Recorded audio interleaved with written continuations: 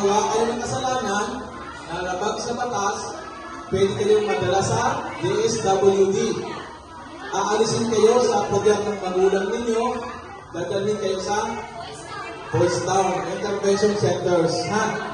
Kaya, ang mga bata na dapat na nag-aaral muna, huwag tayong pumasok dun sa mga ginagawang mali. Nandyan yung mga teachers natin, yung magulang ninyo, pinapaalalahanan kayo. Bakit hindi kayo sumusunod? Dahil hindi kayo nakikinig. Ha? Dito pala nga, wala na rin nakikinig na maayos di ba? Oh.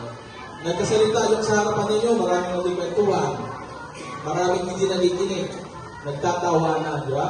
Ibig sabihin, isa yung senyales na paglaki ninyo, maaaring hindi kayo maging pulis, hindi kayo maging sundalo, hindi kayo maging teacher, pero mapupunta kayo doon sa may loob na yan, di ba? Tandaan nyo, hindi kayo laging grade 5. Ha? Lalaki kayo, magiging grade 6, magiging grade 7, high school, senior high. Ha? Hindi kayo laging mapupuntahan ng batas, di ba? Kaya dapat sa inyo, ang gawin ninyo, mag-aral ng mabuti, makinig sa teacher, makinig sa magulang. Kasi walang magulang na gusto mapahamak yung mga anak. Ha? Yung mga namumuli niyan, sigurado ako na meron naman listahan ng mga teachers natin.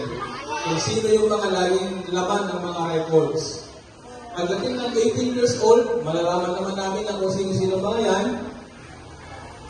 Siguro, nakapagilid naman ngayon, maaalala na lang. Naku, naalala ko pala na ako ay grade 5. Nagpaalala para sina sir, sina ma'am, na dapat hindi ako gagawa ng masama.